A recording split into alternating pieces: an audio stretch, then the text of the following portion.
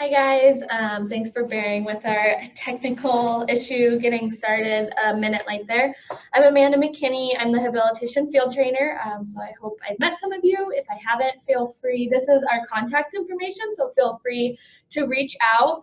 If you guys stay with us for the entire webinar, at the end we will draw names for an Amazon gift card in which it's $5 so you can buy a reinforcer of your choice off of Amazon. They have some cool things. Sometimes you can buy things in bulk. I know I got this off Amazon for like $3 and I got like 5,000 pom-poms. So, and they've actually lasted me almost 2 years now, so they lasted me a while.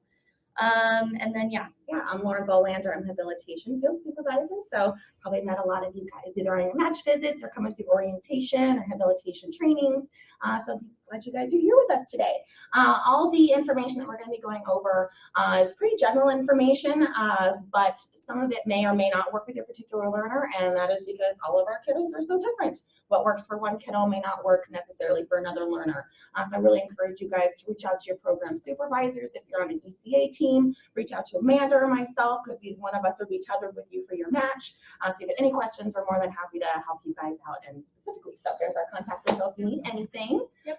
Excellent. Awesome. So we are just going to move on to the next slide, which is what is reinforcement. So reinforcement is just, it's an object or a verbal statement or an activity that is going to increase the likelihood of that behavior happening again.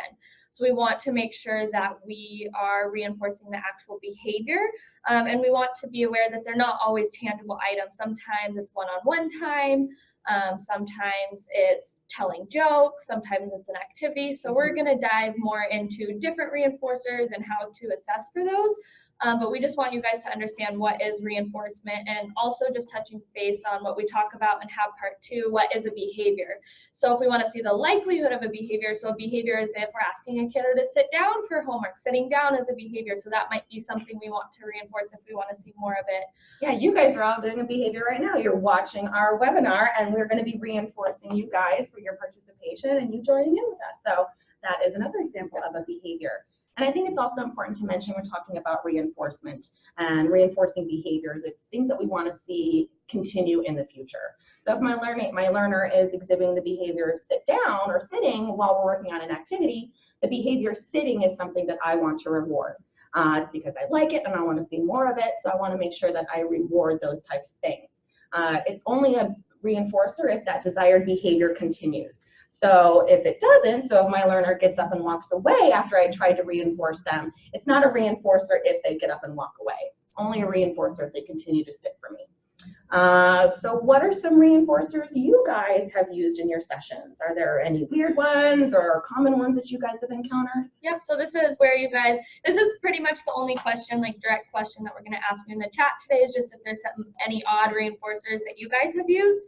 We like to get ideas going, and sometimes Lauren and I are going to share some odd ones we've had, but we're not going to ask a lot of direct questions unless at the end you guys have an overflow of questions. So I know one of my kiddos, I've known him for years, and sometimes you think you know their reinforcement, and I was pretty sure of it, but he liked a plunger, like a toilet plunger. A clean one? Yeah, we had to identify to him dirty ones and clean ones and purchase a clean one that was just for play, and knowing that the dirty one. So there was a big, I guess you say, task analysis in providing that reinforcement. So you broke it down. Yeah, broke it down into small steps of what each one was used for and the one we were allowed to use for playtime and that kind of thing. So I know Lauren had an odd one too. I've got a couple ones. I did have a kid that was really obsessed with like smelling hair. He liked to smell a lot of different objects, but smelling hair, that may have been a really big reinforcer for him, but not something that was always appropriate. So we really had to get creative and modify it a little bit so it was something appropriate the learner could have. My Little Pony hair was something that, she really enjoyed. She really enjoyed Barbies or stuffed animals. So those are more appropriate reinforcers versus, doing it on other people. Also had another kiddo who loved to smell colors. I thought that was a really cool reinforcer. So, we had blocks, and he really, really enjoyed smelling the red ones, which I thought was really cool. And so, you could give him a choice, which one do you want? And he would select the red one. So that was a nice way we could assess for what he wanted, and it was still very individual to that learner. Definitely. Were there any, Isaac, any odd ones that anyone commented? Cheez-Its. Cheez-Its, that's a good one. That's a That good is a one. good one. Edibles are pretty popular, especially with our little kiddos. So yeah, that was a really good one. Any other ones? Yeah, edibles are, I like edibles because they're quick, they're easy, they go away, but being careful with edibles, like I know one time don't use sugar-free candy. I'm not going to go into depth about that, but sugar-free candy isn't like very good for the digestive system. So just knowing that. Also, like if you are doing verbal goals, not reinforcing with chocolate that they can leave in their mouth and soak up, or like gummy bears that take a while to chew, it might be hard to move on to the next verbal thing that you guys are going to do. Also being careful with edibles. I talked about this with another supervisor, was just realizing sometimes kids that don't have as much access to as much edibles like candy and fruit snacks and some of those snacky items that we use for edibles, that we don't want to, especially with a nonverbal kid, make them think that they're working for food. So this doesn't interfere with like breakfast, lunch, unless it's like feeding therapy that's specific, that a speech therapist has a program for you. But if you're using an edible for something specific, just making sure that they don't think that they have to work for food. So it's kind of gets a little bit murky with the nonverbal kiddo, and just being aware of, you know, when they're eating their meals and how much, you know, it's a plus edible thing that they get little increments of. Yeah, if you give them one giant cookie every single time they do something, your kid's gonna get full, and then you're not gonna have a whole lot of opportunities to work on stuff. Definitely. We saw one that said hairbrushed. That's actually funny that you said that, because I used to know a client too. I'm sorry, what did that say? iPad use, warm blanket from dryer. Oh my gosh, that is epic. I love that. I love that. That is a reinforcer to me. I actually did that last night. I pulled my blanket out of the dryer when it was all cold. So that is actually awesome that you have. That is such a unique reinforcer. I love those. Those are some really good ideas. I think it's cool to get creative with reinforcers and, you know, varying them up and, you know, having a lot of fun with that, because the more fun you have with your reinforcers, the more motivated your kiddo is going to be, and the more that they're going to want to work on some of those skills that you're trying to teach. Definitely. Cool. So we are going to move on to the next slide, which is how do we identify for reinforcers. So always observe the individual during free time. So if you ever just go to the client's house, maybe the first 5-10 minutes, just seeing what they gravitate towards naturally. So if they gravitate, I know some of our kids like preferred rooms, like maybe it's the front room or a toy room. I know a client that always used to run into his sister's room, so that just told me that he really enjoyed being in there. So how can we use that as a motivator for maybe after some goals, spending time in there, checking with the parents. You can ask the individual to choose an item out of an array of several items, making sure that they stay excited when presented with the item. So do they seem interested? Do they seem like they want to do it? If they're running away, if they're not interested, then they probably, you know, don't want to hang out in there anymore. And sometimes it may just be a change of scenery. Reinforcement might be the room itself or where you're delivering the instruction. Yeah, I really like to take a step back and just kind of observe what the learner is gravitating towards. I mean, that can be really difficult for us as a provider, because if we're just kind of sitting back just watching, it makes us feel like we're not doing anything. But if we take maybe 3 to 5 minutes, just take a step back and just kind of see, what are they going towards the most? What are they getting excited with? What are they touching more often than other things? And I can usually take those things that they're going towards, and I can use that for other reinforcers. So for example, if I've got a kiddo that likes to lay on the cold tile, you know, maybe that's the temperature that they like. So I could take things like, maybe we could do ice cube painting, where we take paint and we, you know, use an ice cube as a paintbrush, or maybe we do like water sensory play with ice cubes, or even taking those plastic reusable ice cubes, you know, so you can take something very small, like just laying on the floor, feeling the cold sensation. You can come up with a whole variety of different things.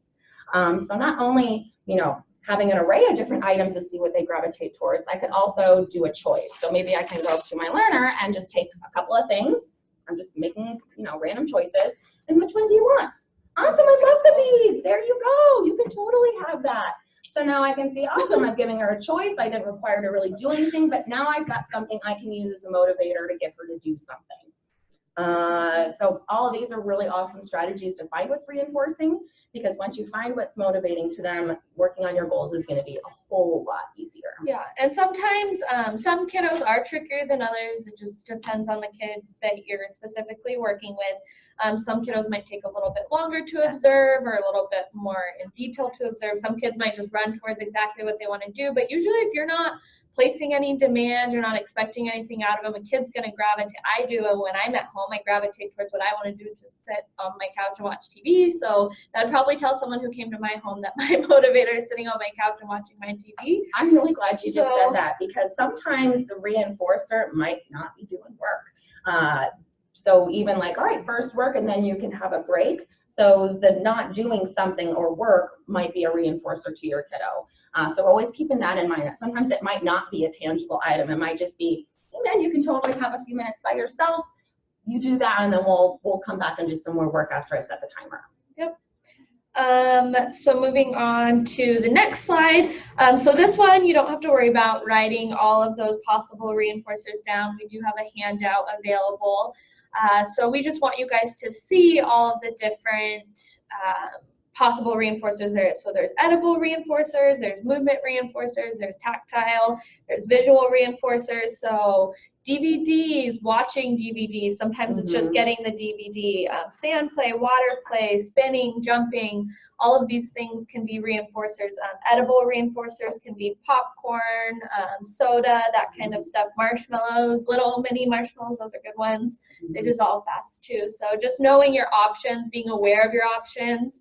I like always having a list of these, because sometimes when Lauren and I walk into an overlap, we don't know your learner as well as you guys. So we really do have to bring out everything, as well as be that, I guess our saying for today is be that vending machine of fun. So always knowing how you can break out.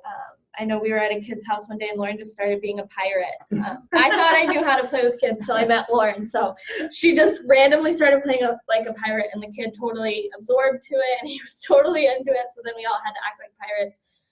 And the parents, actually, it was funny, they made a comment, you know, I wish I could do that. And I'm thinking to myself, it's just like playing pirates. Like, it's not that big of a deal. Sometimes being a big goof is a big reinforcer. Yes. And that was reinforcing to me because the learner was having fun, and that made me want to keep on doing it. And I think this is definitely not an exhaustive list of reinforcers. There is infinite amounts of reinforcers. Other things could be activities. So like, all right, first we're going to do our homework and then we can go to the park. Tokens are another example of reinforcers. Money, that is like the biggest reinforcer for us humans. So I think, you know, when you kind of take it a step back to like that token system, that kind of becomes like currency for our kiddos, because they have this little piece of, you know, paper or, you know, some sort of laminated token, and that's exchanged for goods, services, activities, you name it. That's kind of what it's for. So those tokens really are like the basis level of like, you know, currency. Money is definitely a reinforcer. I know parents are sometimes like, we don't have money, you know, to just be giving out. But sometimes I know this kid, he works for, I hope she's watching, this provider's watching, but this kid earns quarters basically for every like living skill task he does in the morning. So if he puts his clothes on, he gets dressed, he gets 1 quarter for that. So it's just really, you can find quarters at the bottom of your car, like dimes and stuff, and them just seeing that add up and even buying a small item with it is awesome. I remember earning my first money and buying something earning my first money and buying something was a really cool feeling. So I'm assuming it's the same for our kids. Yeah, what a great functional skill you're teaching your kiddos too, because that is a lifelong skill that they're going to need to know. And so starting at those early ages is a really good idea to do. But I think it's also important to note that really anything can be considered a reinforcer as long as that desired behavior you're wanting to see continues. So if good stuff's happening, your learner is responding to those reinforcers, then you should really see an increase in that good stuff. Definitely. And then I wanted to touch base on token economies. So a lot of times you'll hear, I actually didn't put this in there, it just came to me. So token economies, I was going to show you on iPhones, like under, you guys cannot see my iPhone at all, but under like the App Store, they have tons of token economy apps you can download. So I know almost all of our clients have iPads, so you can easily download a token economy on there. So if technology is already a reinforcer, you're just like doubling up on your ante if it's, you know, in the system. And there's a lot of free, most of them are free. I didn't have to buy any of them. So there's tons of apps for reinforcement, and they have apps for like reinforcement options. Wow. Yeah, it's really cool. So you should definitely download that stuff on your kid's iPad. Ask the family. I'm sure they'd be more than willing. I know a lot of families use the token economies on their phones when they're out in the community, because having Velcro isn't really, it's not functional long term. always carrying them around. Yeah, you always have your phone in your pocket, so that's a really. Because phones are functional now to always have on you, apparently, right by your side. So moving on to the next slide, or is that everything you want to touch base on? Yeah, that was perfect. I think I missed that one. Okay. So when should you reinforce? So you should always reinforce when the individual shows improvement on a targeted skill. So we were talking about maybe you are working on making a PB&J sandwich or packing their lunch or maybe sitting down for a task, something really simple. You want to, if they're showing improvement on it, maybe they used to need a little bit of a gesture and now they just need like a verbal hint. Maybe it's a little bit less of a prompt, so they're showing improvement towards the skill itself. We want to make sure that we're reinforcing that. Also when they do something without any help. So if it's part of a skill that, say, you used to help them get all the ingredients for making something and now they kind of get it out on their own. So just knowing how to reinforce that, and they're doing it, noticing when they're doing it, like, awesome, I love how you did that by yourself and like you didn't need me. And more often than not, our kids want to be independent and do it themselves. I have more kids, you know, push away providers hand over hand prompts, and they want to do it themselves. So even if it's a little messy, I know I had a mom that was like, this is a little messy. I'm like, just let them do it. They're doing it themselves. So. Exactly, because that's what we want. We want them to be independent, and we can clean up the little messy parts, you know, in the future. But, you know, when they are doing something by themselves, that's a really big, you know, your time to like really get excited about that, because that's what we're wanting to see. You know, you guys are technically trying to work yourselves out of jobs here, and we want our kiddos to be as independent as possible. And reinforcement is probably one of the biggest things you can do to help that happen. When we're reinforcing, we want to make sure that we're providing that reward within 3 seconds of them doing something. And we do that because we want the learner to know, as soon as I did this behavior, I did this one thing, I got rewarded for it, so I'm going to keep doing it in the future. If there is too much time in between them doing the thing and getting something, they're not going to understand why they got that reinforcer in the first place, and that's not technically being rewarded. So keep that in mind. You want to make sure it's quick, it's immediate, and don't forget to reinforce. If you forget to do that, your learner is not going to want to, you know, respond to your demands or your instructions, and then you're going to start to see some behavior fall out. So reinforcement is probably one of the most important things you could do as a provider. And anytime the learner is engaging in those good things, catch them when they're doing good. If they're sitting on the couch and they're eating and they're sitting nicely next to their sibling and there's no, you know, fights happening, that's a perfect time to reward them. You know, just because they're doing the thing already, you want to make sure you keep that going, and you do that by rewarding them. Definitely. So moving on to the next slide, we're just going to go into a couple helpful tips. So planning, preparing, getting ready for what your reinforcers are going to be, knowing how you're going to reinforce, all that kind of good stuff is helpful, knowing into it before you go into a session. So you always want to make sure that you're looking and identifying for reinforcers throughout the session, every session. So sometimes just because this Play-Doh is reinforcing to me today, tomorrow I might be sick and bored of it and I want something else. So knowing that motivators, that goes into, they change frequently. Kids, you know, they age, kids start to developmentally move on, they start to become interested in other things that other kids are interested in, or something they saw off YouTube more often than not. So knowing that your reinforcers remain powerful, so not always using the same reinforcer for the same thing. Sometimes we'll use a specific reinforcer, like if we're really working hard on potty training, or if we're really trying to target communication, we might use a super special specific one, but we don't want to use this, you know, Skittles for every single task that they're doing, because eventually those are going to lose their power, if you will. They're not going to be as reinforcing. I think it's also important to mention with the reinforcers changing frequently. If I'm, you know, I should be, you know, assessing for reinforcers at almost every activity that I do with the kiddo. And I'm saying, all right, buddy, what do you want to work for? And they want to play with the Play-Doh. They do their activity. Awesome, here's your Play-Doh. And I'm like, oh, I don't want the Play-Doh. I'm not going to make them play with the Play-Doh because they originally chose that. Awesome, that's totally cool. Which one do you want to do instead? Because those reinforcers could change within any given activity. So be flexible with those reinforcers, because it's only reinforcing if the kid wants to do it. If you're forcing the issue, it's not going to be a reinforcer. Definitely. Keep it fun and keep it positive. I think that's just in general, whether it's a task, a demand, or reinforcement. Always keep it fun, always keep it positive. I literally have data that shows providers that make reinforcers as well as activities more fun and they're into it. The kids actually show that it's more fun and into it. You know, if you act like you're not excited to go to group time and sing songs, they're going to act not excited to go to group time and have songs. So if you're like, I love math homework, like this is my favorite thing to do. So making that fun and reinforcing as well as like their reinforcement, showing interest in their reinforcement. Always pair your reinforcement with verbal praise and make it praise specific. So for example, if Lauren was like, hey Amanda, you did really great on that thing today. And I'm trying to think to myself, I did a lot of things today. Like, what is she talking about? What did I do great on? Instead if she said, hey Amanda, you did really great on that, specific activity I asked you to do, or on that presentation I asked you to do, I really enjoyed that itself. I would know exactly what she liked. And it helps to do it in the moment, but if not, keeping it specific so they know what you're reinforcing, what you really liked. And being genuine with it too. I think if we go, make it boring, like good job, it's not going to be very reinforcing, but we want to be genuine with our praise, and I love it, definitely being specific. And we want to make sure that we're using the child's perspective with reinforcers and not assume what they want to work for. And that's why I give lots of choices throughout the session. I don't assume, ooh, the pom-poms worked really, really well last time, so today this is what we're going to work for. I don't know what the learners really want to work for, so I have to give them choices. And I want to take their perspective into it. It's not about me and what I think about the reinforcer, it's what the learner is enjoying. And yeah, like I said, don't assume because it was reinforcing yesterday, it's going to be the same today, because they do change very, very often.